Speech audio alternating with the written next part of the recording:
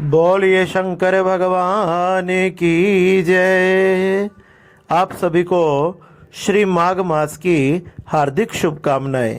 श्री व्यास जी महाराज सुत जी से माघ मास का 11वां अध्याय सुनाते हैं।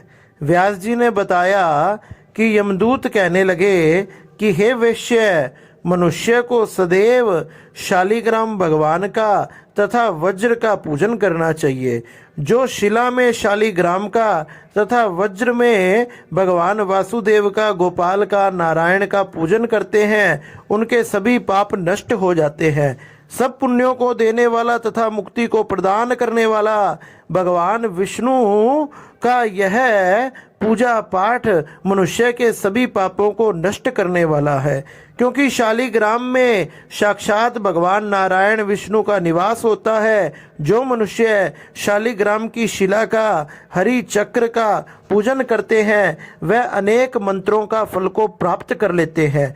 जो फल देवताओं को निर्गुण और ब्रह्म की उपासना में मिलता है, वही फल मनुष्य को भगवान शालिग्राम का पूजन करने से यमलोक को नहीं देखना पड़ता। भगवान को लक्ष्मी जी के पास अथवा बैकुंठ में इतना आनंद नहीं आता जितना शालिग्राम की शिला या चक्र में निवास कर कर आता है। स्वर्ण कमल युक्त करोड़ों शिवलिंग के पूजन से इतना फल नहीं मिलता जितना एक दिन के शालिग्राम के पूजन से प्राप्त हो जाता है। भक्ति पूर्वक शालिग्राम का पूजन करने से विष्णु लोक में मनुष्य जाकर वास करता है। वह चक्रवर्ती हो जाता है। काम, क्रोध, लोभ, मोह, अहंकार से युक्त होकर भी मनुष्य शालिग्राम का पूजन करने से बैकुंठ में प्रवेश कर जाता है। जो सदैव शालिग्राम का पूजन करते हैं, वह प्रलय काल तक स्वर्ग में वास करते हैं। जो दीक्षा, नियम और मंत्रों से चक्र में बलि देता है, वह निश्चय ही विष्णु लोक को प्राप्त होता है। जो शालिग्राम के जल से अपने शरीर का अभिषेक करता है, वह मानो संपूर्ण तीर्थों में स्नान करने के फल को प्राप्त करता है। गंगा, रेवा, गोदावरी सबका जल शालिग्राम में वास करता है। जो मनुष्य शालिग्राम के शिला के सन्मुख अपने पिता का श्राद्ध करता है, उसके पितृ कई कल्प तक स्वर्ग में वास करते हैं। जो लोग नित्य शालिग्राम की शिला का जल पीते हैं, उनके हजारों हजारों बार पंचगव्य पीने से जो फल प्राप्त होता है, वही फल उन्हें प्राप्त होता है। यदि शालिग्राम की शिला का जल पिया जाए तो सहस्त्रों तीर्थों तथा सहस्त्रों यात्राओं करने से जो फल मिलता है, वही फल शालिग्राम के जल से प्राप्त होता है।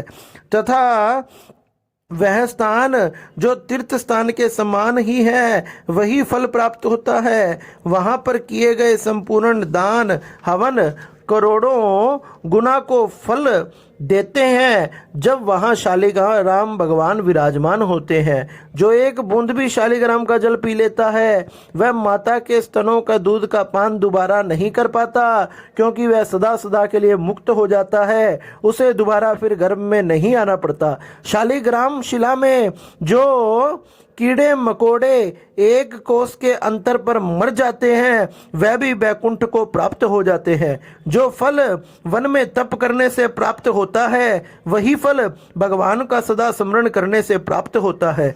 मोहवश अनेक प्रकार के घोर पाप करने वाला मनुष्य भी भगवान को प्रणाम करने से नरक नहीं जाता। संसार में जितने तीर्थ और पुण्य स्थान हैं, भगवान को प्रणाम करने से नरक नहीं जाता।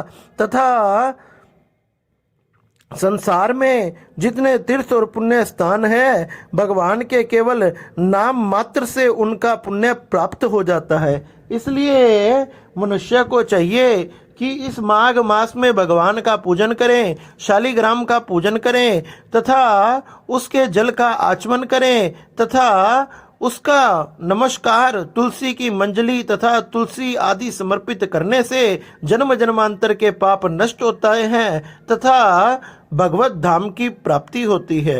इस प्रकार से व्यास जी महाराज सुत जी से ये बड़ी ही सुंदर कथा सुनाते हैं। बोलिए शंकर भगवान की जय।